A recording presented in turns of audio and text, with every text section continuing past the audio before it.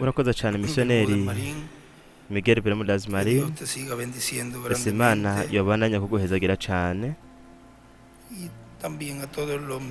ndetse abakozi b'Imana bose bene wacu bariko baratubona biciye kuri satellite Amazonas cyangwa kuri internet, ndetse n'abari hano. Ese Imana muri kano gatondo yodukingura imitima yacu biciye mu ijambo ryayo, nuko bityo tuze kuva ngaha twuzuye imigisha yisumba byose. Turondere mu gitabo c'Abanyefeso igice ca 4 murongo wa 30 haratubwira ati kandi ntimukabaze mpwemu yera w'Imana yabashiriwe ko kuba ikimenyetso gushitsa ku munsi wo gucungurwa.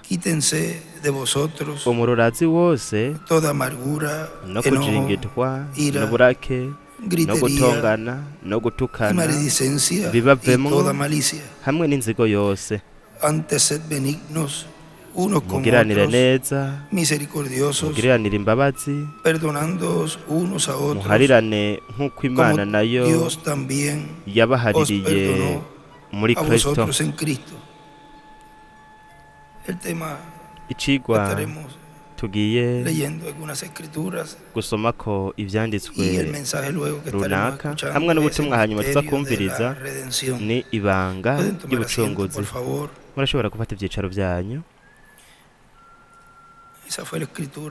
Iki nico canditswe we yakoresheje ngaho Abefeso 4:30 mu butumwa. Icamwa c'ingingo y'umugezi mpemu bwavuze utariki 4 z'ukwa 12 mu 1998 muri Bogota, Colombia. Yaravuze umuvukanyi wacu mukundwa William Santiago. Yaravuze ati mu gihe c'ingano niho bafata ivyimburwa vya mbere, kandi mu ngano izo ngano nyene nizo bakoramwo umukamo uzungujwe.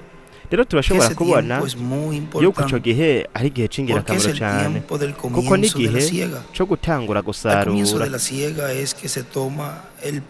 Bariko baratangura gusarura naho bafata ivyimburwa vya mbere bakabikora mu mukama, bagategura uwo mukama uzungujwe, nuko bakawurengukana imbere y'Imana. Kandi uwo mukama uzungujwe w'ivyimburwa vya mbere ushushanya Kristo. Rero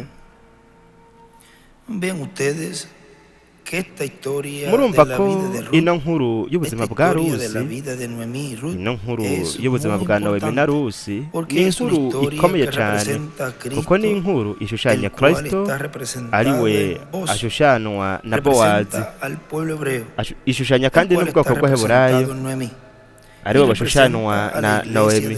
Iyo nkuru kandi ishushanya n'ishengero ry'Umwami Yesu Kristo, naryo rishushanwa na Rusi.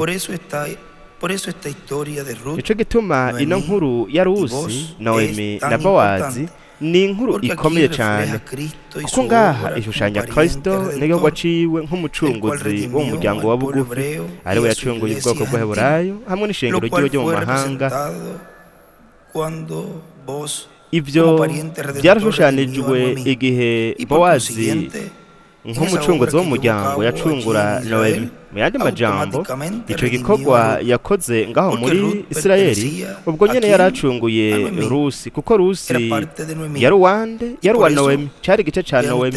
Ico gituma mwitegereze yagarukanye na Noemi, no kuvuga yajanye na Noemi mu gihugu ca Isirayeli, abayo ngaho kugeza apfuye. Ariko yabaye umwe mu bagore bakomeye cyane bo muri kahise k'ubwoko bw'Abaheburayo, kandi biciye muri we Bowazi yavyaye umwana yitwa Obed, ariryo risobanurwa ngo ubusengwa. Aturabe risobanurwa ngo ubusengwa. Obed nawe yavyaye umwana yitwa Isaya, Isaya nawe yavyaye umwana yitwa Dawidi, kandi Dawidi bisobanura umukundwa. Muri Dawidi harabandanije urwo rubyaro ahari nabwo Mesiya yaturutsemwo abyawe n'inkumi ikomoka mu mwami Dawidi. Mu gitabo cy'imatanijwe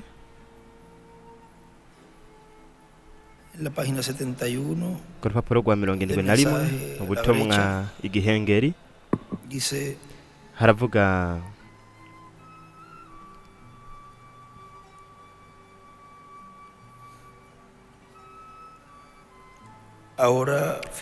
rero mwimvire neza igitabo ca Rusi kiraduha urugero rwiza cane rw'ibi turiko turavuga. Kiratubwira kuri Bowazi n'ingene Rusi yari yaratakaje byose.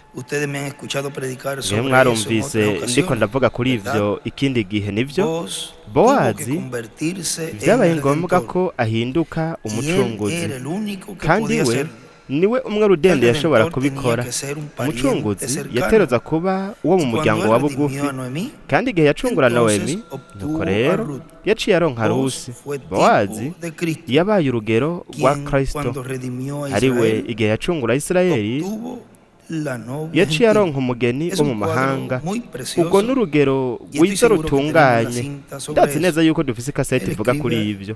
Yandika ngo Bowazi aca karongo Yesu, Noemi Israeli, Rusi umugeni wo mu mahanga. Ahora rero murabona yuko umucunguzi yatereza kuba umuntu asa natwe. Mu yandi majambo umumarayika ntiyari gushobora gufata ico kibanza canke umuntu.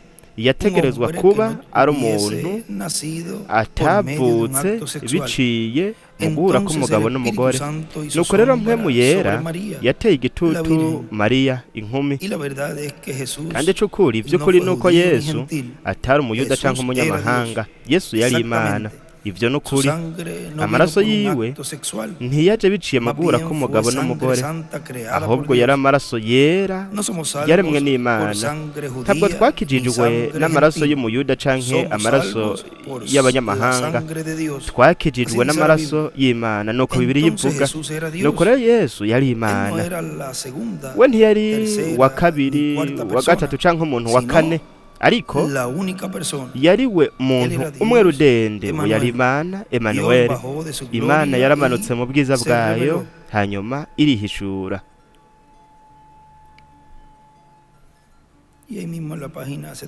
Nongaha nyene ku rupapuro rwa 72 hepfo haravuga ngo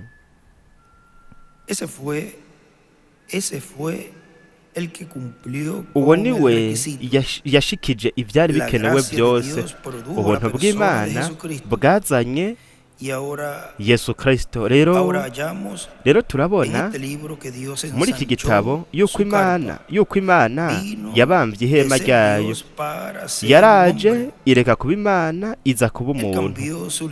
Yo yarahinduye ubwoko bwayo ireka kuba nyene ububasha bwose. Acandika ngo Imana yarabambye ihema kugira ngo yigire umuntu, kugira ngo ibe umuntu, ndetse ifate n'ishusho y'umuntu kugira ngo ishobore gupfa, bityo icungure ubwoko bw'abantu. Urindire kugeza igihe tuzomubona tukamenya yuko ata muntu n'umwe ahari abibereye. Ku ruhande yandika ngo ihema.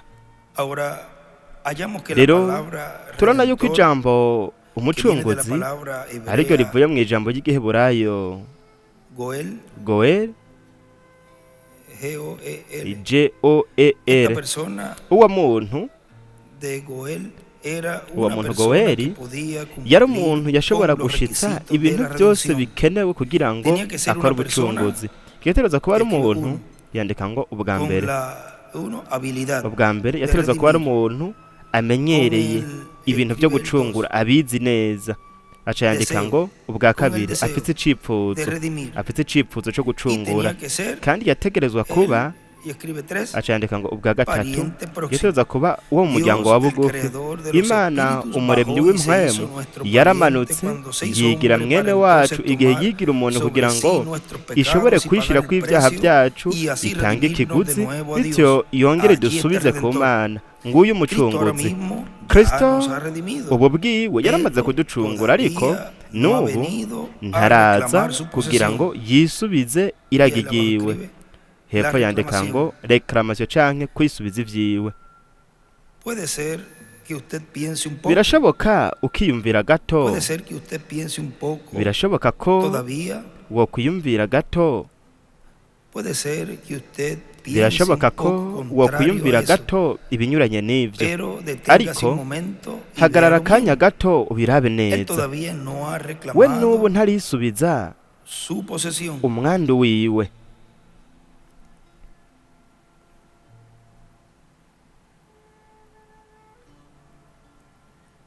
Ku rupapuro rwa 12 mu gitabo c'ibintu by'ishengero haravuga ngo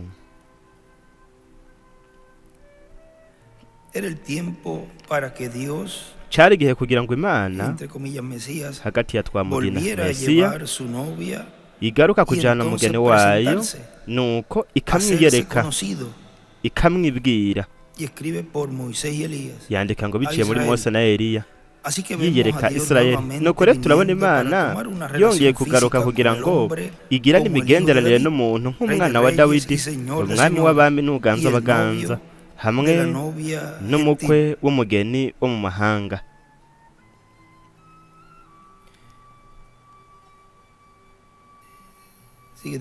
Abandanya avuga ngaha mu gitabo c'Imatanije urupapuro rwa 73. Rero namba yarafashe igitabo c'ubucunguzi, nuko rero ibintu byose Adamu yari afise akabitakaza, Kristo yarongera abigarura abicungura. Nuko yaramaze kubicungura, ariko ntabwo yigeze abyigarurira ngo abigire ivyiwe, yisubiza umwandu wiwe, kandi ntashobora kubikora hataragera igihe categekanijwe. Niho rero umuzuko uzocuza, kandi isi izosubizwa itoto, nawe aheze yisubize ibintu byose bimwegukira, ibintu byose yacunguye. Ibyo byose, ibintu byose Kristo azokora mu gihe c'iherezo, byose bisigurwa muri iki gitabo kidombagije ko dushasharandwe, igitabo c'ubucunguzi, kandi tuzobihishurirwa muri ino ndwi. Yandika ngo umunsi w'umunani mu butumwa bw'ibimatanijwe ndwi. Hejuru yandika ngo igihe categekanijwe, igitabo c'ubugingo bingana, igitabo kidombagije kudushasharandwe, igitabo kimatanijwe n'amashasharandwe.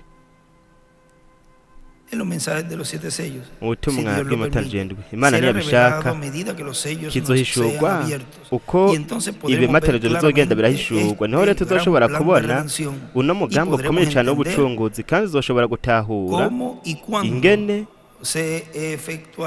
n'igihe bizobera.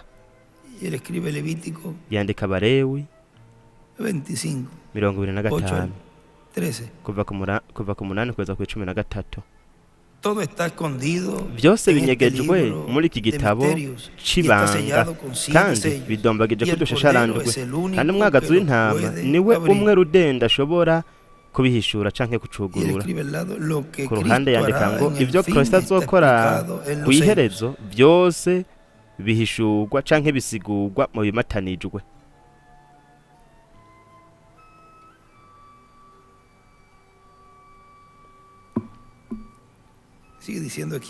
Bandanya avuga ngaha mu nyigisho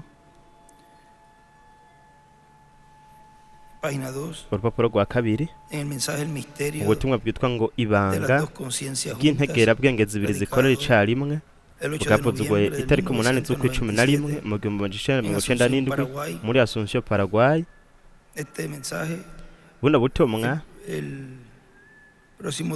kuwimanuza abagwiza ibitabo bazoba babufise babuhe bano bavukanye. Ni byiza yuko bose baba babufise.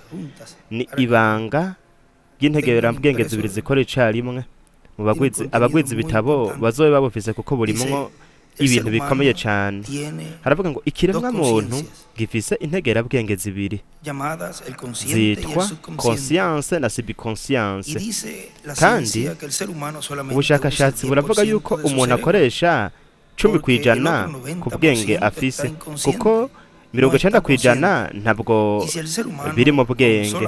kandi namba ikiremwa muntu hamwe na 10% cyarashoboye gushika ku bintu nk'ibi byose, mbega bizogenda gute gihawe ubundi bwenge? Mbega ho bizogenda gute gikoresheje ubwenge bwose 100%?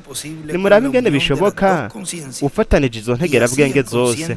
bityo rero ubwenge buca bukura muri subconscience, ibiri muri subconscience nuko bikaja mu bwenge. kandi umuntu afise integerabwenge zibiri zifatanye zikorera icyarimwe, nuko rero yashobora gukoresha ubwenge burenga 10% bivana n'igitigiri aba yakuye muri subconscience. rero ubwenge bujanye na mpemu y'umuntu, subconscience nayo ijanye n'ubugingo bw'umuntu. ico gituma hariho abantu batazi impamvu bagaragara ngaha ku isi, kandi nico gituma ijambo ritegerezwa kubibwa hehe? aho mu bugingo, mu ntegerabwenge y'umuntu, muri subconscience, aho umuntu akabyizera, hanyuma yitegereze, biraheza bikaja mu bwenge bw'uwo muntu, akamenya iryo banga ry'agakiza. kuko umuntu atarabyizera mu bugingo bwiwe, ntibishobora guhinduka ukuri, kandi ntibishobora kuja mu bwenge bw'umuntu, uwo muntu ngo amenye uwo mugisha ukomeye cyane Kristo yaturonkeye kumusaba Karuvariyo.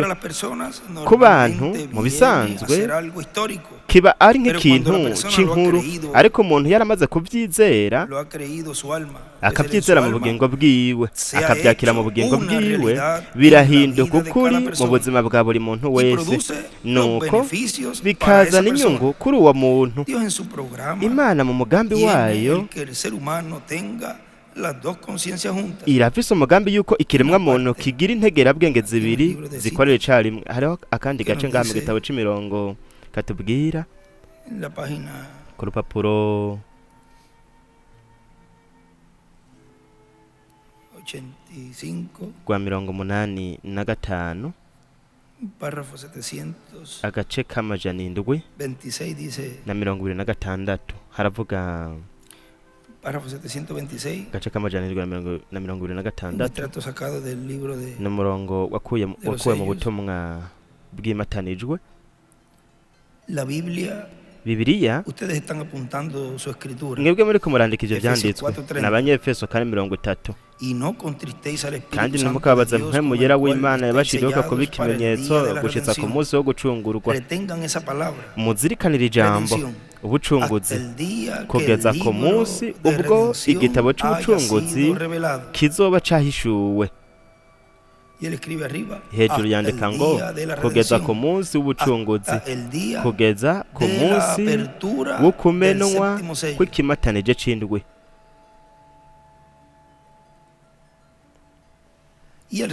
hanyuma umucunguzi acaza kugira ngo yisubize umwandu wiwe. ikidodo bisobanura igikorwa carangiye, kandi igihe ikimatanije c'indwi kimatanurwa ibanga ry'Imana rinyegejwe muri ayo mabanga y'ibimatanijwe rigahera kugeza ku munsi ico kimatanijwe kimatanurwa. no kuvuga ngo ikimatanije c'indwi no kuza kwa kabiri k'umwami. nuko rero haca hahishurwa ibintu vyari biri imbere. rero murabe, rero kino gitabo kiramatanijwe, kandi we nawe uramatanijwe n'ico gitabo kugeza ku munsi wo gucungurwa. Abaroma 8:22-23, kandi kuko turazi yuko ivyaremwe byose binihera hamwe bikaramukirwa kugeza n'ubu. kandi si ico gusa, ariko natwe nyene abafise umushuzo wa mpwemu, natwe nyene tunihira mu mitima yacu twiteze ugucika abana b'Imana, no kuvuga no gucungurwa kw'imibiri yacu. orara mbega ivyo ntivyotuma twiyumva neza twebwe abasaza batama? twaterezwa kumva tuguwe neza twese turindiriye iyo saha. twebwe turatahura yuko ivyo bizoba mu muzuko wa mbere. yandika ngo ukugirwa abana b'Imana canke ukuragwa mu mwuzuro bingana ugucungurwa k'umubiri kudamwa kw'ikimenyetso canke kudamwa kw'ikimenyetso kugeza ku munsi ubwo ikimatanije c'indwi kimatanurwa ku majana 77 haravuga ngo namba yarafashe igitabo cy'ubucunguzi ibintu byose Adamu yarafise hamwe n'ibyo yatakaje Kristo arongera akabicungura kandi we yaraducunguye ariko ntarabyisubiza ntarafatira gigiwe we ntashobora kubikora hatarashika igihe cyategekanijwe niho rero hazoca haza umuzuko hanyuma isi izosubizwa itoto nuko azoheza yisubiza umwandu wiwe aho aca yandika ngo isi izogigwa nsha ibyo Adamu yatakaje Kristo arabicungura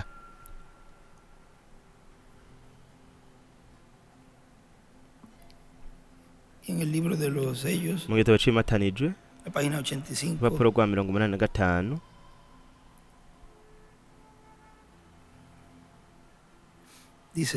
haravuga ngo ariko rero muri iki gitabo kidombageje kudushasharanduye igitabo cy'ubucunguzi ikumwagazi w'intama yatoye kandi niwe umwe rugende yashobora kugitora kandi yagikuye mu kuboko kw'iburyo ko yari ivyagiye kuri irya ntebe yaraje rero kugira ngo yisubize uburenganzira bwiwe ubwo yacunguye ku bwanje nawe aje kugira ngo yisubize ibintu byose yacunguye ku bwacu ibintu byose Adamu yarafise mu itongo rya Edeni we yaraducunguye ubundi busha aducunguriye ibyo byose rero kubona umwagazi w'intama afise igitabo mu kuboko tuba twiteguye kugira ngo dushike ku buntu bwiwe hamwe n'imbabazi zidushikeko kugira ngo atuzingurure icyo gitabo kidombageje kudushasharandwi atwemerere kubona gato hirya y'irido acandika ngo ahera ha cane murabona yuko igihe yafata igitabo gihesha uburenganzira canke ugwete ruhesha uburenganzira rwari rukimatanije ivyo mu bizirikana rero azingurura amene ivyo bimatanije kugira ngo ahishure azane ibintu byose yacunguye abyisubize rero nitwashika muri ibyo mu nyigisho z'ibimatanije tuzoraba burya bugingo buri munsi y'igicaniro busemerera buti mwami kugeza ryari kandi aha ni nk'umuvugizi ari ku gicaniro ababwira ati rindira gato kuko hariho abandi bategereza kubabazwa nk'amwe ariko rero aje muri ico kibanza mu kimatanije ca nyuma aho ntabakiri nk'umuvugizi ahubwo bari umwami ikimatanije ca nyuma n'ikimatanije c'indwi mbega nikakora nambara umwami nuko rero ateruza kugira abiwe kandi abiwe nabo yacunguye kandi nabo ntibashobora kuza imbere yiwe atarafata uburenganzira bwo kubacungura rero araheza akava mu kibazo ciwe co kutuvuganira aho urupfu rwari ko ruratujana mu mva ubaza afise uburenganzira amen ndetse n'aba bari bazima ndetse n'abazoba basigaye kugeza ku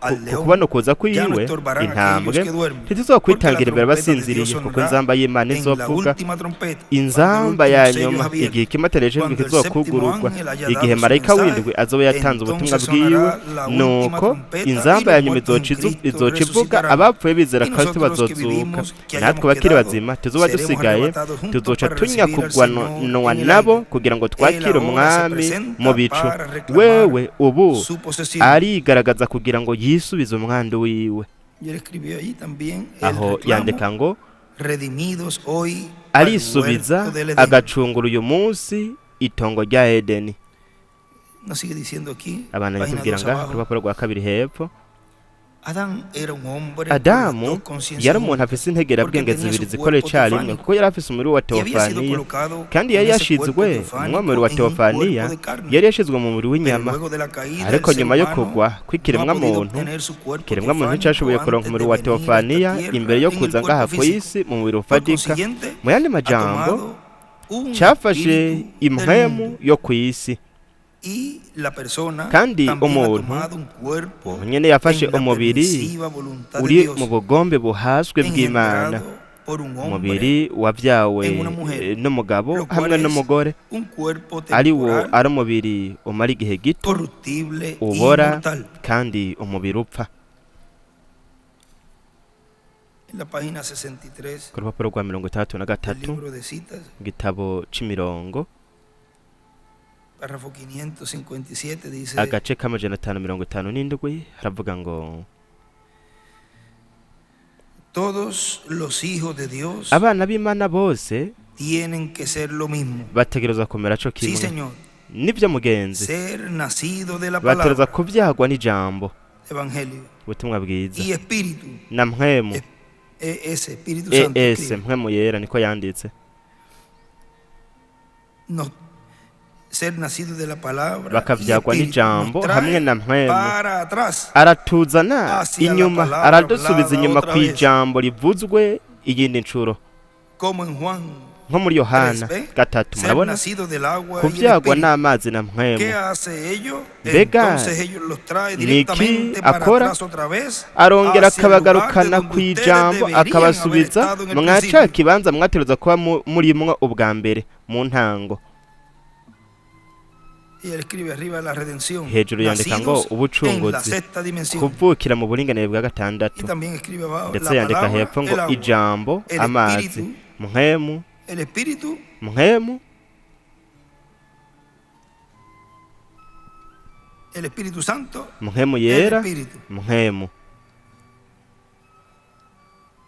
¿Ven? Murabona? Esa es la razón Iyo niyo mpamvu, de la muerte iyo niyo de mpamvu Cristo. Kristo Nos yapfuye, trae directamente kwari para kugira atrás, ngo otra vez, adusubize ¿hacia inyuma dónde? iyindi ncuro, Hijos atujana hehe? de Dios. Atujana ku kuba abana b'Imana.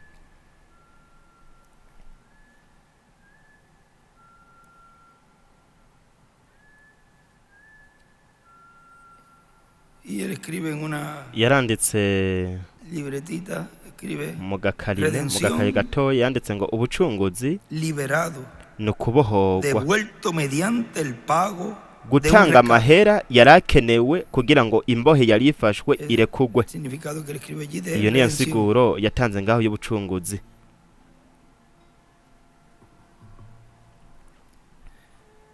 Sigue diciendo aquí en la página 3 Abana arriba, nyavuga ku rupapuro rwa gatatu hejuru, pero ariko por medio del nuevo nacimiento, biciye mu por medio de kuvuka bwa creer en kabiri, Cristo biciye mu como nuestro kwizera Kristo Salvador nk'umukiza y lavar wacu, nuestros hamwe pecados no en la koza ibyaha sangre de byacu mu maraso ya Cristo, Kristo, recibimos el Espíritu turonka de Cristo, mpwemu wa recibimos el Kristo, Espíritu turonka tefánico de la mpwemu ya sexta tofaniye dimensión, mu buringanire bwa el cual estará gatandatu, viviendo también el ariyo nuevo cuerpo que izonaba no nosotros mubiri hemos de tener. mushasha uwo twebwe Y tugiye ahí kuronka. estarán las dos Kandi conciencias aho juntas. niho haba hari Y ahí integerabwenge estará la zibiri zikorera mente, icarimwe, aho niho digamos, hari la mente ubwenge, del alma twavuga y ngo la mente del ubwenge espíritu bw'ubugingo hamwe Y ahí n'ubwenge el bw'impwemu ser humano, bufatanye. miren ustedes, Aho rero ikiremwa muntu sacará mwitegereze de namwe su alma kizokura mu todas las bugingo cosas bwaco que han ibintu de byose tener durante el kizogira reino milenial mu y ngagi durante y'imyaka la igihumbi eternidad. hamwe no mu bihe Esto bidashira. es para los que llegarán Ivyo a la nivyo estatura ku de un bazoshika hombre mu perfecto. gihagararo c'umuntu ashitse. Ahora vean, Rero murabe del ser humano salen mu kiremwa cosas muntu havamwo y allá del ibintu, alma aho mu salen las bugingo cosas buenas y haravamwo las ibintu cosas malas. vyiza hamwe n'ibintu Y se bibi, les materializan kandi a las biraheza personas bikagaragarira umuntu cosas buenas ibintu o cosas vyiza malas en la canke vida. ibintu bibi mu Pero buzima, no comprenden ariko cómo es que está ntibatahura ese mecanismo ingene funcionando. ubwo buryo bukoreshwa, ingene Y por bikorwa, eso ingene bikora. es que Nico en gituma este tiempo nico ahora, gituma muri iki la gihe ubu iglesia de Jesucristo ishengero rya puede Yesu estar Kristo hablando las rishobora cosas kuba ririko que riravuga han de ibintu suceder. bigiye kuba, O sea, ni ukuvuga está ngo profetizando ririko riravugishwa, por ririko medio del rirahanura Espíritu de biciye Cristo muri que está en mpwemu wa ella, Kristo ari muri en iryo la edad de shengero la piedra mu gihe angular, c'ibireko bizifuruka, dándonos a conocer ariko todas aratumenyesha estas cosas. bino bintu byose Son ni escogidos de Dios, hijos de Dios, abatejwe con n'Imana, abana percepción b'Imana bafise profética. umwihwezo Como lo habló wa en el gihanuzi libro nk'uko yabivuze mu gitabo de las edades. c'ibihembwe vy'ishengero. Se necesita esa clase de gente, dice. Harakenewe abantu nk'abo, niko yavuze. El Espíritu de Cristo Mpwemu wa profetiza Kristo por medio arahanura, de su ángel aravugishwa biciye mensajero muri las marayika cosas w'intumwa, que han de suceder. akavugishwa ibintu Y bigiye la kubaho. iglesia de Jesucristo, Ishengero rya en la Yesu edad Kristo de la piedra naryo mu angular, gihe c'ibireko dice la bizifuruka misma cosa. rivuga ivyo Por bintu eso es que nyene. dice en Nico Apocalipsis gituma mu capítulo vyeshuro gice 22, ca 22 17, umurongo wa 17 y el espíritu y la haravuga esposa ngo dicen, mpwemu be na wa ven, mugeni barahamagara bati ngwino. Murabona mpwemu Yesu Kristo muri mpwemu yera muri marayika w'intumwa niwe avuga ati ngwino. y la esposa, como Umugeni dice, nawe avuga ven, gute? Avuga ati porque ngwino, es una iglesia kuko ni profeta. ishengero umuvugishwa n'ishengero umuvugishwa Imana ishimwe. Rero turashobora kubona aho twisanze kuri uno munsi wa nyuma, aho ishengero, aho ku ishengero ry'umwami Yesu Kristo rihabwa iyindi ntegerabwenge, ryongerwa iyindi ntegerabwenge. Ku rupapuro rw'137 agace ka 12:19 haravuga ngo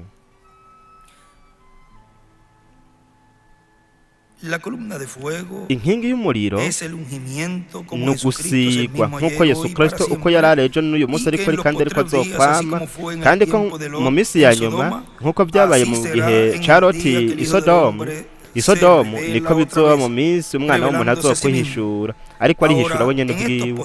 Rero muri no minsi ya nyuma Logos umwe yari ari kuri Yesu, ari we yashitse ubwaba inkingi y'umuriro iyindi ncuro, kandi yaramanutse ku isi kugira ngo aho yaciye ahagarika aravuga ati nangiye kuvuga ikintu, ariko murabe mw'ikaseti ivyo mwe ntimwovyizera, mwe mwavuga muti nta tandukaniro rimwe rihari, bobo abantu ntibovyizera ariko nzovyirengagiza, ariko twe twovyizera.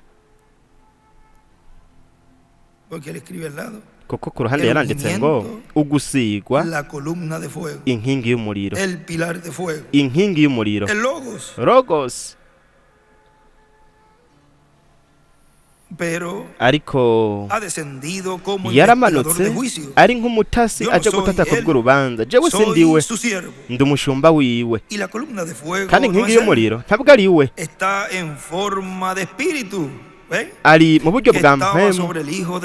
Murabona ko yari ari ku mwana w'umuntu, ariko bakaba yaraje kugira ngo asige umwana w'umuntu, kugira ngo agarure. Aca yandika ngo muvugishwa Eliya wa gatanu na Mose, kugira ngo agarure ubukozi neza neza bumeze nk'uko yavuze ko buzaba bumeze, kugira ngo umutwe hamwe n'izindi ngingo z'umubiri zifatane.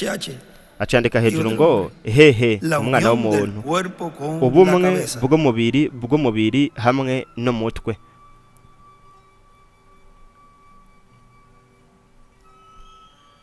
No kuri 12:20 haravuga ngo bobo tutarimwe ntibashobora gutunganya. Paulo yaravuze mu Baheburayo 11 ati tutarimwe ntibashobora gutunganya, bo bateza kugira buno bukozi kugira ngo buzure abo kwa Rutere, abo kwa Wesley ndetse n'abariya bose bo mu bihe by'ishengero. Yandika ngo ubukozi butunganye, tutarimwe ntibashobora gutunganywa.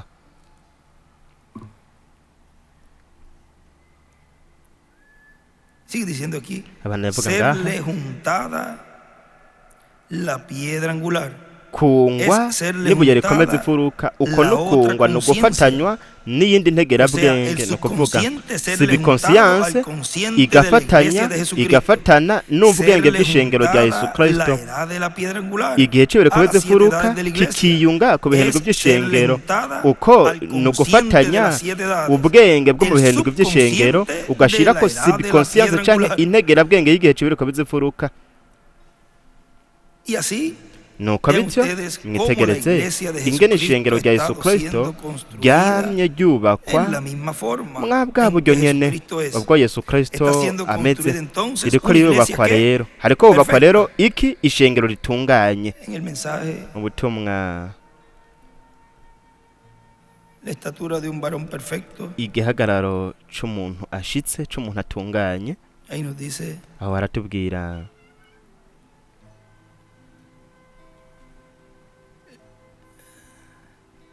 hablando de Hebreos capítulo 11, ariko avuga ko Hebreyo 11 nyuma yuko yaramaze gusoma ico canditswe yaravuze ngo murabitahura bano bose bapfuye mu bihe by'ishengero baraturindiriye kandi bashingiye kuri twebwe. Nuko rero iri shengero Laodikiya riteroza gushika ku gutunganywa kugira ngo rishobore kugera ku muzuko, kandi aho hari bwa bugingo buri munsi y'igicaniro burindiriye yuko ishengero rishika ku gutunganywa.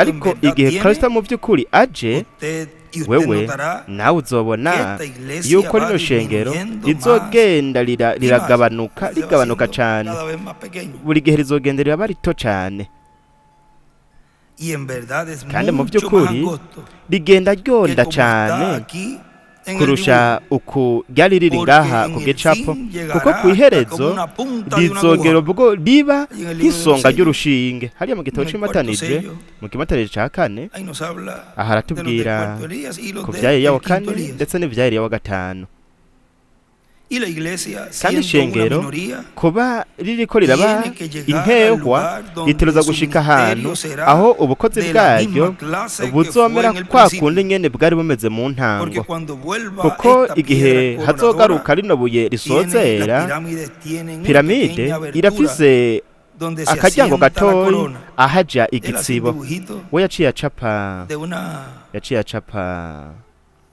como de una muesca kameze nk'akantu k'akadirisha canke donde encaja, es como akaryango aho ahantu haja como encajaría aquí. ni nk'uko Mira, aquí le yashize hizo ngaha también la muesca. nimurabe ngaha naha nyene yahashize akaryango No sé, acá. aha Aquí escribió 50. aho yaciye Aquí yandika como una 50 muesquita aha ni en nk'akaryango esta esquinita de la akadirisha pirámide, muri ino mfuruka ya y abajo en la piramide esquinita de no la- hepfo mu de la mfuruka edad de la Odisea, y'igihe ca le hace Laodikiya otra muesca. naho nyene acahaca akandi O sea, le kadirisha hace- ni ukuvuga ngo Hay un dibujito, ya aho lo van a tener, yarahacapuye kandi kino gicapo un muzokironka piquito, yahashize como akantu si fuera gatoyi nk'uko mengo un encaje.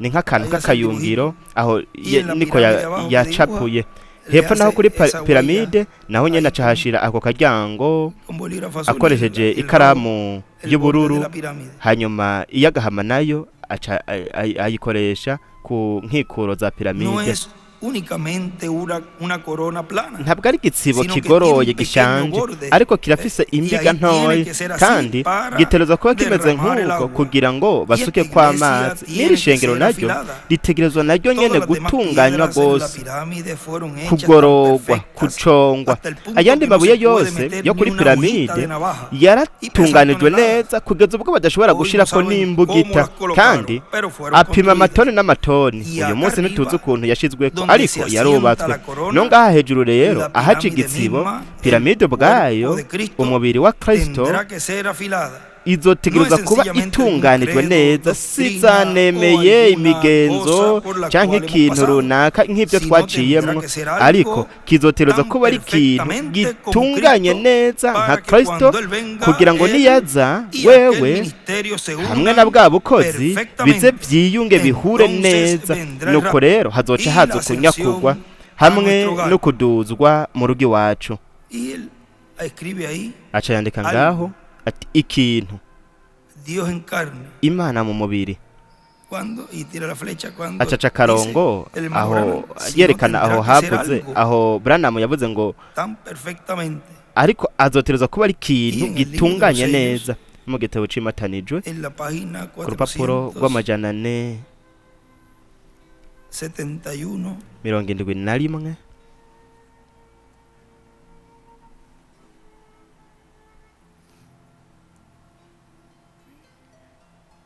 Mire lo que dice aquí. nimwumve uko ¿Qué es yavuze lo que va a ngaho venir? Porque mwumve dice ico cuando yavuze él ko venga, kizoza kuko yaravuze ngo en el niyaza 471, ku rupapuro rw'amajana dice, 471 yaravuze ngo y allá en el cañón kandi hariya Sabino, muri Canon él me Sabino dijo, esta yarambwiye es la ati tercera etapa. ukunuguka kwa Hay tres gatatu cosas muy hari ibintu grandes que bitatu ngirakamaro acompañan cyane la byerekeza tercera etapa. ugukuka kwa Una de gatatu ellas se habló ayer, kimwe muri otra ibyo hoy, cyavuzwe ya ejo sabemos ikindi qué uyu es. munsi biturazi byari Y byo queda una cosa que hasigaye no puedo ikintu interpretar ntashobora porque está en un gusigura idioma kuko desconocido. cyari kiri mu rurimi Pero estuve allí ntazi parado y lo ariko miré nari mpagaze directamente. ngaho Y ndacitegereza esta es la neza tercera etapa. kandi ukunuguka kwa Y lo gatatu que viene, kandi y el ikije Espíritu Santo de Dios. kandi mpwemu yera Oh, w'Imana hermano, o por eso muvukanyi fue que todo nico el gituma silencio, por eso fue nico que todo el gituma cielo ijuru ryose estuvo en ryari silencio. riri mu ¿Qué gacerere es lo que va a venir? mbega niki kigiye kuza El Espíritu Santo. ni mpwemu Ese yera algo que él escribe iki allí, kintu algo, yanditse Dios ngaho ati ikintu en carne. imana mu mubiri Por eso fue que hubo nico gituma habaye ese silencio ako gacerere en el cielo. mu ijuru ¿Y quién lo produjo? Vamos a mbega leer lo none que él nigiki escribe allí. catumye haba ako gacerere reka turabe ibyo ¿Quién yanditse produjo ngaho ese silencio? niki cateye ako gacerere Que no se lo leí. sinabibasomeye Y el hermano William escribe mvukanye William yandika ngo la tercera etapa. ugukuka kwa gatatu Produjo el silencio. kwatumye haba agacerere. Y la tercera etapa es el séptimo sello. Kandi ugukuka kwa gatatu ni ikimataniro c'indwi kiriko kiragaragara, Siendo revelado. kiriko kirahishurwa.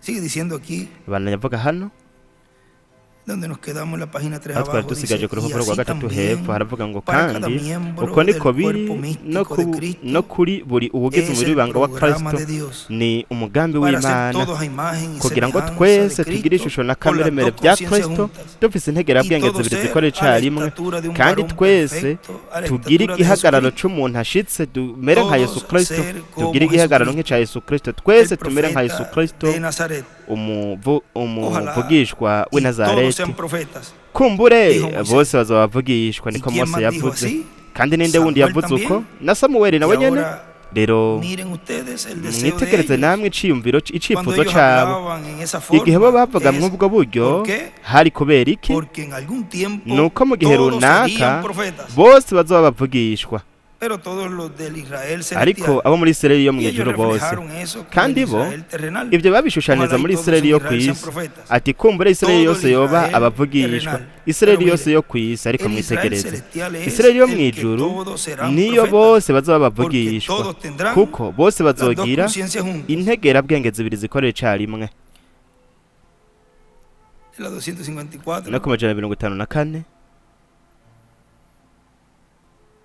Ahora anoche vimos Rero nijoro twabonye yuko yaza mu imataniro. Anoche vimos que venía Nijoro con su twabonye gran yuko espada para yaza matar, y afise también inkota vimos ikomeye kugira ngo que él será yice. muerto Ndetse con la twabonye yuko espada, azokwicwa la espada de la n'inkota, palabra. inkota La y'ijambo. palabra de Dios es Ijambo una espada ry'Imana de dos ni filos inkota que lo y'amugabiri matará. izomwica. Espere usted hasta que- Urindire kugeza ubwo espere usted hasta que esos urindire siete kugeza truenos ubwo ino pronuncien mituragaro sus ndwi voces, izoturagara y aquel amajwi grupo, yayo, nuko ujya mugwi nawo Moisés y Elías con Mose los na escogidos, Eliya ari kumwe que- n'abatoranijwe niko que en yanditse. verdad puede Mu tomar la by'ukuri palabra de ugashobora Dios y gufata ijambo colocarla ry'Imana bien, bakarigira entonces neza, cortará y nuko partirá. bazotema Podrán cerrar basangangure, el cielo, podrán bazoshobora hacer esto kugara o aquello, ijuru, bazoshobora todo lo que gukora les plazca. ibi n'ibi canke ibibanezera Apocalipsis byose. Ivyashuwe 19 11 na 19 nivyo yaciye yandika.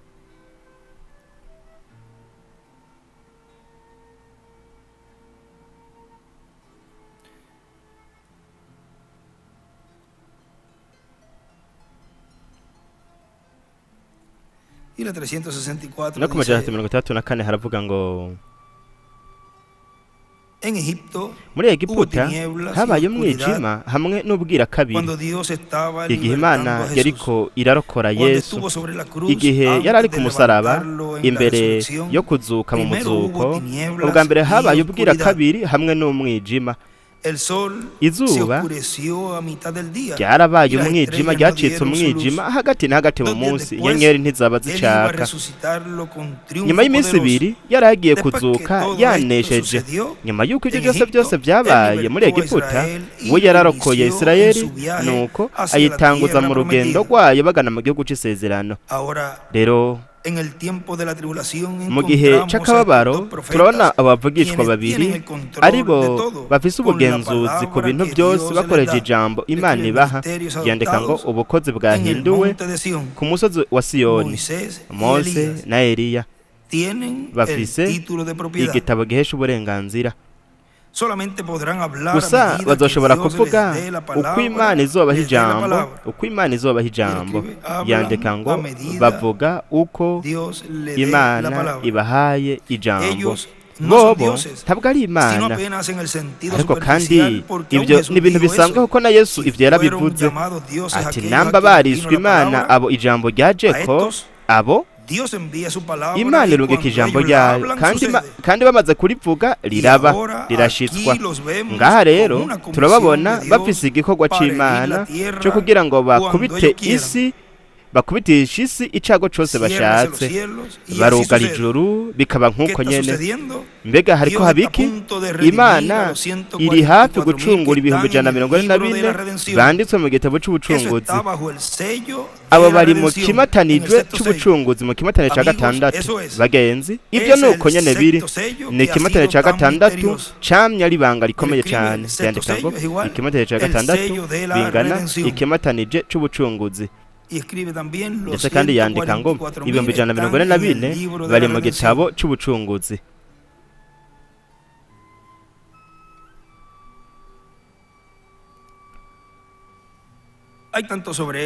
Hariho ibintu byinshi kuri ibyo twashobora kuja aha na hariya mu byanditswe, ariko ndatinya ko mwahavura mubyitiranya mu gihe ndababwiye byinshi, kandi sinshobora kugumana ibintu nk'uko nshoboye. Muvugishwa Isaya niwe yamenye iki kimatero cya 6 arakivuga ko, kandi ibi ni iby'ingirakamaro cyane yuko umugambi wuzuye w'ubucunguzi uri mu ico kimatanije igitabo cyose. Rero mwibuke, twarabonye yuko Yesu yabonye ico kimatanije, nibyo Yesu yarakibonye. Ubu rero turabona yuko n'abandi nabo nyene bakibonye. Turabonye yuko cyacushanirijwe muri Yakobo nka Isirayeli muri Egiputa. Turabona urugero hariya mu kubambwa k'umwami wacu. Rero turondere muri Yesaya, ndafise abavugishwa benshi banditse hano. Rero reka dusome twese muri Yesaya 13. Mwe murazi yuko igitabo cya Yesaya ko ari Bibiliya yose yuzuye. Yesaya yatanguye mu kurema, hagati na hagati muri ico gitabo haravuga kuri Yohana, guherezo naho akavuga ku kintumbi. Hariho ibitabo 36 muri Bibiliya, ndetse n'ibice 36 mu gitabo cya Yesaya. Ni nk'akazinduzi yose wo mwuzuro. Nimuboroge kuko umunsi w'Uhoraho uri hafi, uzoza ari umunsi wo guhonya uvuye kwishobora byose. Yandika ngo umunsi w'Uhoraho bingana hamwe na Mose na Eliya. Yandika Yesaya 13.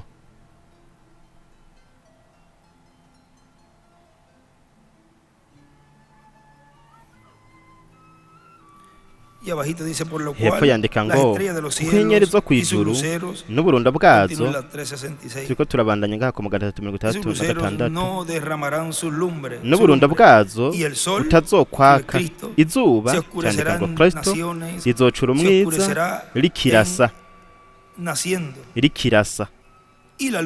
n'ukwezi yandika ngo ishengero ntikuzobonesha umuco wako, kandi nzohana ab'isi kubw'ibibi byabo n'abanyakibi kubwo kugabitanya kwabo.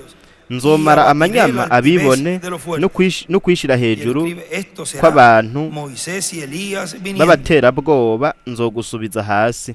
Yandika ngo uwo ni Mose na Eliya baje. Banavuga ngo kandi hamwe n'umwe, urupapuro rwa 4, Yesu Kristo murabe ingene yakoze ibintu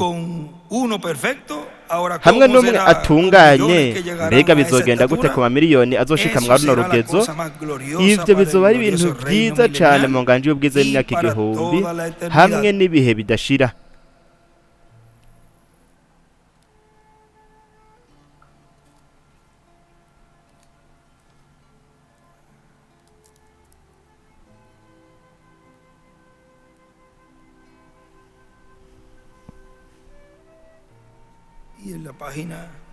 No ku rupapuro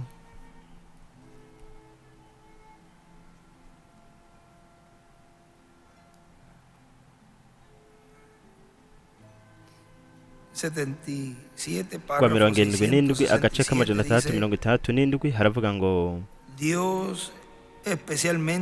Imana kuri Adamu yarahumetse ihumeka ubugingo budashira. Yandika ngo ubugingo, kandi we yari umuntu ahoraho hamwe n'Imana. We yari afise ububasha nk'Imana. We yari Imana yo ku isi, atari yo mu ijuru. Rero Imana yo ku isi, kandi umunsi umwe abana b'Imana bazokongera kandi babe Imana. Hejuru yandika ngo abana b'Imana bazokongera kuba Imana. Adamu yari Imana yo ku isi.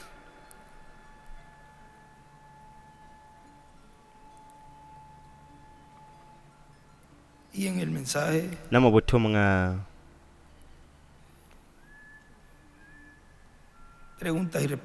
ibibazo n'inyishu bw'itariki 23 z'ukumunani mu 1934 turabwirwa ku rupapuro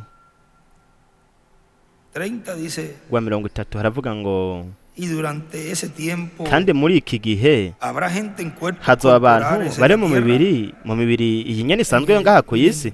mukimpombi Sí, Señor. yego me mugenzi Tendremos nuestro cuerpo tuzogira glorificado imibiri yacu ihawe aquí ubwiza mismo en la tierra, ngaha nyene comiendo, kw'isi bebiendo, turye edificando tunwe casas, twubake viviendo inzu por 1000 años igual tuzibemwo como imyaka vivimos ahora. igihumbi nk'uko nyine Es tubayeho una uno luna de munsi miel de la ni novia ukwezi y del kwa novio. buki k'umukwe n'umugeni Ese será un ni ukuvuga ngo reino milenial con los escogidos azoba ari con inganje ese y'imyaka cuerpo igihumbi eterno y hamwe glorificado. n'abatoranijwe bari mwe na mibiri ihoraho mensaje ihawe Israel, el ubwiza reloj de Dios, no mu butumwa bwitwa ngo predicado Isirayeli 24 de isaha mayo de y'Imana 2009 bwavuze en tariki Cali, 40 Colombia, z'ukwa dice, gatanu muri 2009 muri Cali Israel, Colombia el Estado de Israel, bavuga ngo Isirayeli está leta hecho ya una Isirayeli realidad y está iriko marcando la irakora hora ukuri para la kandi venida del iriko Señor. irerekana isaha yo kuza Está marcando la k'umwami hora iriko para la irerekana restauración isaha del reino de yo Dios en kugarurwa la tierra. k'ubwami bw'Imana ku Está isi marcando la hora iriko para yerekana la isaha para la yo resurrección kugarurwa de los muertos en y'umuzuko Cristo w'abapfuye bizera y la Kristo transformación hamwe de no nosotros guhindurwa que kwa vivimos. twebwe abakiri bazima Porque Israel kuko es el reloj Isirayeli de Dios. ni isaha y'Imana Cristo dijo kandi que Kristo cuando yaravuze veamos que yuko comienzan a nitwabona suceder hatanguye todas estas kuba cosas, bino bintu byose levantemos nuestras cabezas yuko tuzoraramika porque imitwe nuestra yacu kuko redención ugucungurwa está kwacu cerca. kuzoba kwegereje Nuestra transformación. uguhindurwa kwacu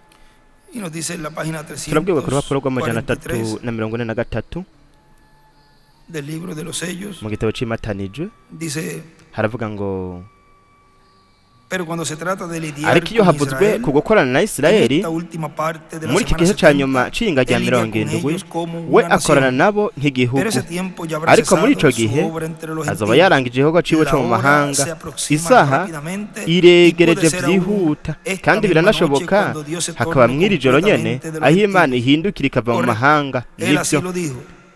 we nuko yabivuze Y Jerusalén será Yerusalemu hollada de nayo las gentes igasiribangwa hasta que los n'amahanga tiempos de los kugeza gentiles sean cumplidos. igihe c'abanyamahanga En inglés, gishikijwe gentes mu congereza fue traducido abantu gentiles. casobanuwe ngo Entonces, cuando los abanyamahanga tiempos de los nuko gentiles rero se hayan n'igihe cumplido, igihe c'abanyamahanga el que kizoba sucio, cashikijwe ensúciese todavía. uwanduye Y el que justo sea azokomeza justificado, yandure sea umugororotsi todavía nawe justificado. azobandanya Y entonces, kugororoka ya no habrá sangre sobre nuko el rero propiciatorio, nta maraso azoba y el akiri ku mutemero wo sacrificio habrá sido guhongerako quitado del altar. ikimazi kizoba Lo único que cakuwe ku quedará gicaniro será humo, ikizoba gisigaye gusa relámpagos, azoba ari y juicio. umwotsi imiravyo Eso es lo que será n'ivyago derramado durante ivyo ese nivyo tiempo. bizosukwa muri ico Y gihe las plagas. yandika ngo ivyago El cordero ya habrá cesado umwagazi su obra de w'intama intercesión azoba sobre el yarangije igikorwa trono. ciwe co kutuvuganira Hemos ku ntebe tipificado esto perfectamente. ivyo El byose Redentor vyagiye semejante birashushanywa na y wa al mucunguzi cordero wa bugufi inmolado que se hamwe n'umwagazi presentó, w'intama el cual yatanzweho había ikimazi sido umwe herido y yarenguka estaba sangrando. umwe yari yacumiswe ariko al aravirirana presentarse, mu tomó kurenguka el libro de rero su mano, yaciye afata de su mano. igitabo agikura mu Entonces kuboko los días de kwiwe intercesión nuko iminsi cesarán. y'ugucungurwa izohera Ahora él viene rero para reclamar aje lo kugira que ngo ha redimido. yisubize abo Amén. yacunguye Eso amen me hace temblar. ivyo bituma ndegedwa Ahora Juan dice, Yohana rero "Y miré yaravuze cuando él abrió el ati sexto ndaraba sello, amenye y ikimatane aquí ca fue gatandatu hecho un gran terremoto. haca habanyamugigi Toda la bikomeye naturaleza cane fue interrumpida. ibidukikije byose Dios ha byarahungabanye estado haciendo imana grandes cosas hoy, yamye ikora ibintu como bikomeye sanando cane los uyu enfermos, munsi nko gukiza abriendo los ojos de los abarwayi ciegos, guhumura y amaso grandes y'impumyi maravillas. n'ibitangaza Pero aquí bikomeye hallamos que la ariko ngaho naturaleza turabona yuko sufrió ibidukikije un cambio. vyagize impinduka Fíjense bien mwiyumvire en lo neza que sucede. mu bintu Hubo un gran terremoto. bigiye kuba habaye nyamugigi mikomeye Coloca allí, aho aca yandika fiesta de las ngo trompetas, umunsi mukuru w'inzamba página urupapuro 31. rwa 31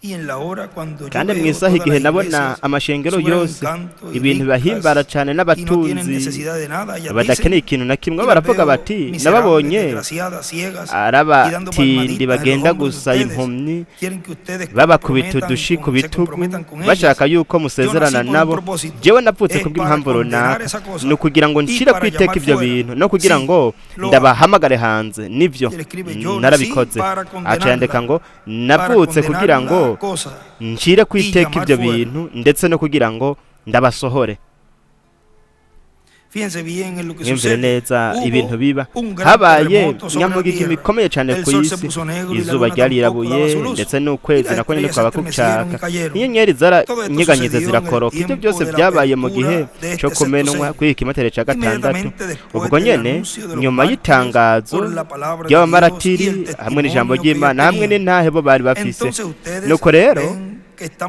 murabona yuko twegereje ino saha ubu nyene birashobora kuba akanya kariko kose kuko umugeni ari hafi kuguruka mu kunyakugwa.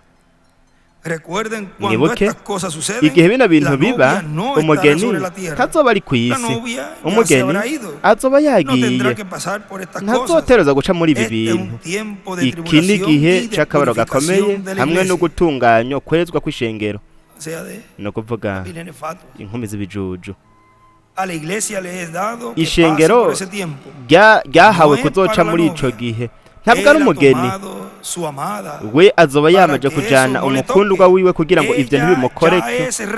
We azoba yamaze gucungurwa, ni itora ryiwe bwite, nk'uko buri mugabo wese atoranya canke ahitamwo umugeni wiwe.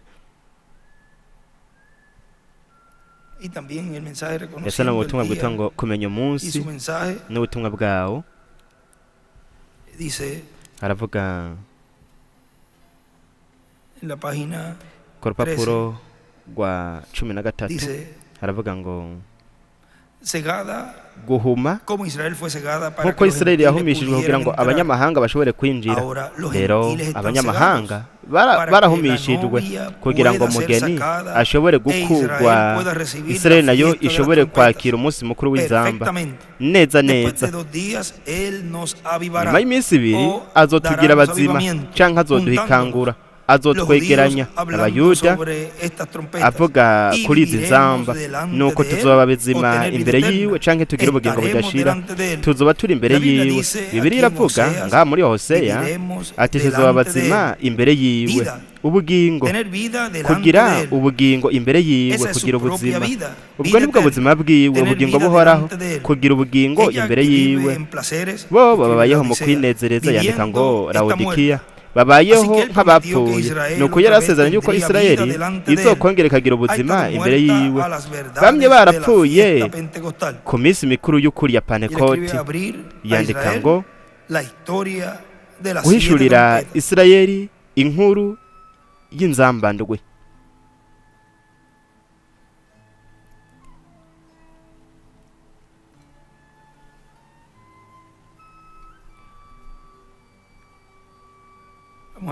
Reka dukomeze ngaha tuvuze twerekana n'iminsi 2 yariyo yo ku murongo wa 2, ntabwo igizwe n'iminsi 2 y'amasaha 28. Ubona ko ivyo vyabaye hariya araciye ibinjana byinshi by'imyaka.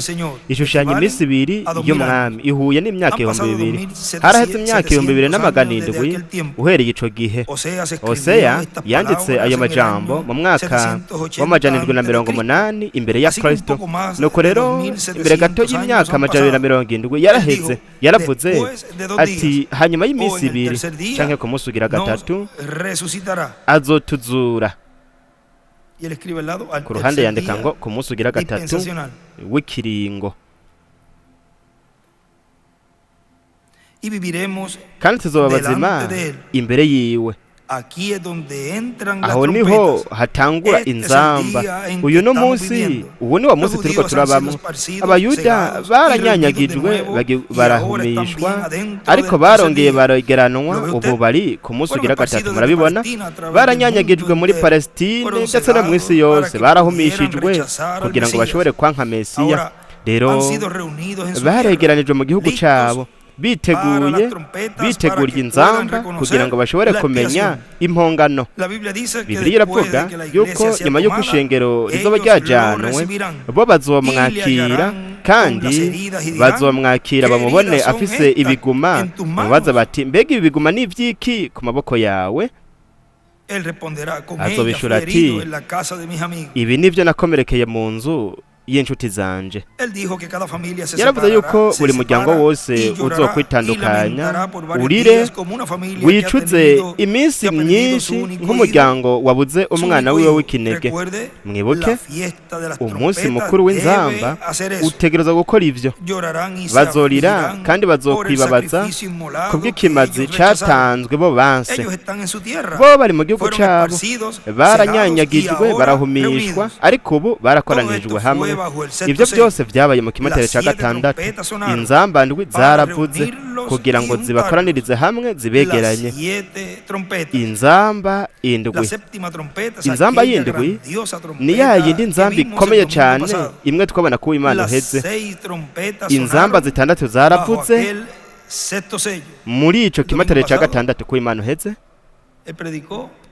Yari yavuze umunsi mukuru w'inzamba.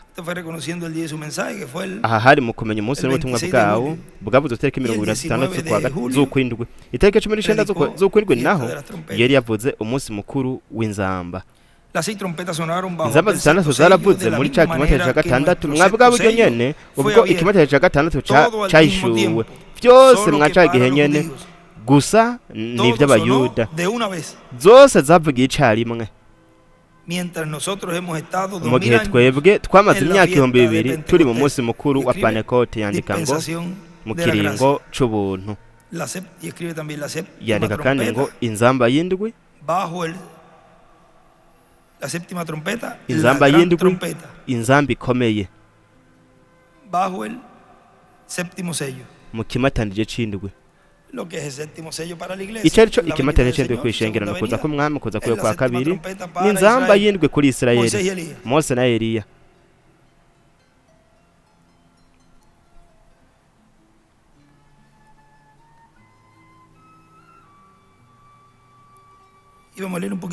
Reka dusome gato ngaha haravuga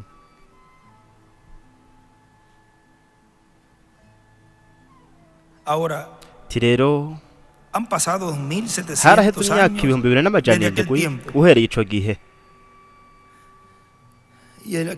Kandi we ngaha yaranditse, nibuke yuko umuvukanye Branham yavuze mu hindwi z'ishengero ko 1977 ariho hazorangirira imikorere yo ku isi tukinjira mu kimpumbi. Ngaha rero mu 1977 harangiriye igihe ca Laodikiya, niho carangiriye. Yandika ngo 1977 ku munsi ugira gatatu bingana nyuma y'imyaka 2000 yo mu bihindwi by'ishengero.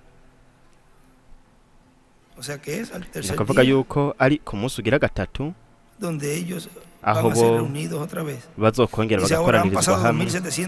Aravuga ngo rero haraciye imyaka 2700 uhereye ico gihe. Yaravuze yuko ku munsi ugira gatatu tuzokongera tugakoranira hamwe. Nyuma y'iminsi 2 ku munsi ugira gatatu tuzokoranira hamwe kandi tuzoronka ubuzima imbere yiwe. Murabona rino sezerano isaha iranditswe neza neza ku ruhome. Turabona aho turiko turaba hari abayuda bari mu gihugu cabo barindiriye umunsi mukuru w'inzamba kugira ngo bamenye impongano, kugira ngo barindire ukuza no kugira ngo bibabaze kuko bamwase mu ncuro ya mbere. Byose byarashizweho neza neza. Umukozi w'Imana avuga ubutumwa bwiza, nta kindi kintu na kimwe mbona gisigaye atari ukunyakugwa k'umugeni. Kandi umugeni atereza kujanwa imbere y'uko Isirayeli ishobora kumenya icabaye. Mu gitabo cy'imatanijwe mwiyumvire ngaha hari ikintu yavuze twese twaragisomye.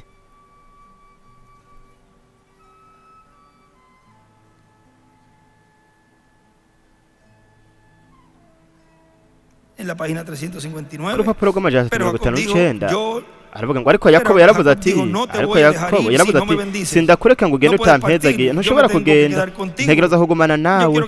Ndashaka ko haza impinduka ku buzima bwanje. Ivyo ni 144 abarose amahera, abatigeze bubahiriza amasezerano bagiranye n'ababafasha, ariko hanyuma igihe bo bazobona ikintu c'ukuri ndetse n'uburyo bwo kukigumya, Mose na Eliya bazoba bari ngaho. Amen. Nabo nyene bazonigana n'Imana kugeza 144 by'imiryango 12 ya Isirayeli bahamagawe bagasohorwa. Ivyo biba neza neza imbere y'uko atangura akaboro gakomeye. Mbega ingene ari vyiza cane. Abavugishwa babiri bazovuga ubutumwa nka Yohana Umubatizi babwira bati ubwami bw'Imana, ubwami bwo mwijuru buregereye. Isirayeli ni wihane, yihane ibyaha byayo ndetse no kutizera kwayo isubire ku Mana.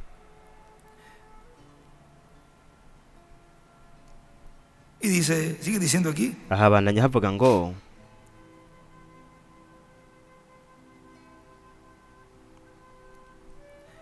Recuerden, mwibuke un poquito antes, duhere entonces imbere gato nuko rero ellos fueron esparcidos y bo separados y ahora barashwiragijwe reunidos. ¿Qué barahumishwa falta ubu rero ahora? barakoraniye hamwe mbega niki kibura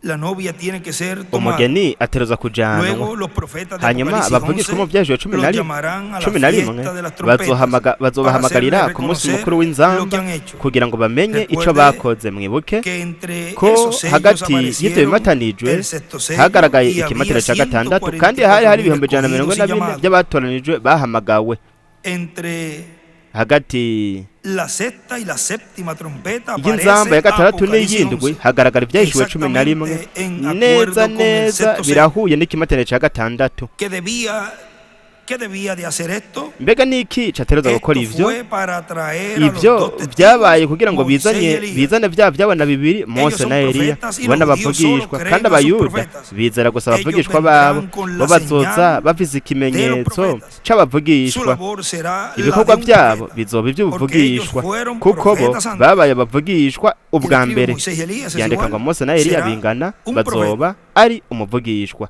mostrándonos que cuando bitwereka usted neza muere, yuko iyo wewe o de cualquier upfuye modo que usted canke salga uburyo de ubwo aribwo este bwose mundo, wewe wava ngaha su kuri ino si naturaleza no cambia. kameremere kawe Escribe ntigahinduka yandika ngo Si mpwemu usted es un mentiroso namba wewe ahora, uri sea un umunyakinyomu uyu mentiroso munsi allá. nahari Si usted es uzogumura uno uri de cabeza umubeshi caliente namba uri aquí, umuntu será lo wamushusha mismo umutwe allá. hano Si usted es nahari uno uzoba que ushusha duda, umutwe nyene también namba uri dudará umuntu allá. ukekeranya nahari Hombres y nyene uzoguma mujeres, es ukekeranya tiempo para bagabo despertarse. n'abagore ni igihe cyo Examínese gukanguka usted mismo y vea niwigenzure dónde wenyene ubwawe ubona Porque la aho uri muerte no kuko lo va a urupfu cambiar. ntiruzoguhindura Moisés no ha Mose estado aquí por casi 2500 ntiyari años. ngaha nko Y mu myaka Elías 2500 casi al mismo tiempo, na Eliya y no aquí mw'ico en gihe nyene Apocalipsis 11 ariko ellos ngaha mu byeshuwe regresan 11 bo con la baragaruka misma naturaleza bafise ka y kamere hacen mbere las nyene mismas cosas kandi que bagakora hicieron bya bintu antes. nyene La bakoze ubwa muerte mbere solo cambia urupfu el lugar de ruhindura la gusa morada del ikibanza umuntu yari No asanzwe cambia abamo su naturaleza. ntiruhindura kamere No mbere cambia su kiwe fe. No ntiruhindura cambia ukwizera nada del kwiwe hombre. nta na kimwe Sino ruhindura ku solamente el muntu lugar uretse gusa de su ikibanza morada. yari abayemwo Describe la muerte, yandika no ngo cambia urupfu ntiruhindura su naturaleza. kameremere kawe Podríamos seguir ahí. twari gushobora Todo kubananya ese- ngaho ya en ibyo otro byose estudio lo podremos mu zindi nyigisho tuzoshobora leyendo lo que kubananya dusoma icari La co fiesta de la umunsi trompeta mukuru abierta w'inzamba para uhishuwe kuri Israel. Isirayeli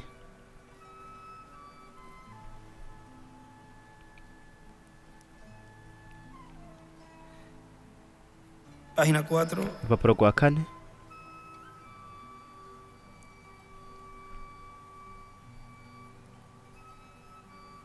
Donde nos quedamos, por lo tanto, aho twari dusigaje estemos nuko rero con nuestras cabezas levantadas a las cosas de Dios. imitwe yacu tuyirangamize turabe ibintu by'Imana dukorera Imana n'imitima yacu yose twitegure twiteguriye ugucungwa k'umubiri ni ukuvuga ngo twitegurire guhindurwa kwacu ugucungwa kwacu kuregereje kandi ubwami bw'Imana ukugaruka k'ubwami bw'Imana ku isi ariko kuzuba ari ukugaruka k'ubwami bwa Dawidi nako nyene kuregereje nuko rero twitegure tugumbire neza Kristo marayika w'isezerano nk'uko Yakobo yamugumbiriye agumbira marayika kandi ntiyamurekuye kugeza ubwo yamuhaye umugisha ivyo biri mu itangura igice ca 32 umurongo wa 24 kugeza ku 32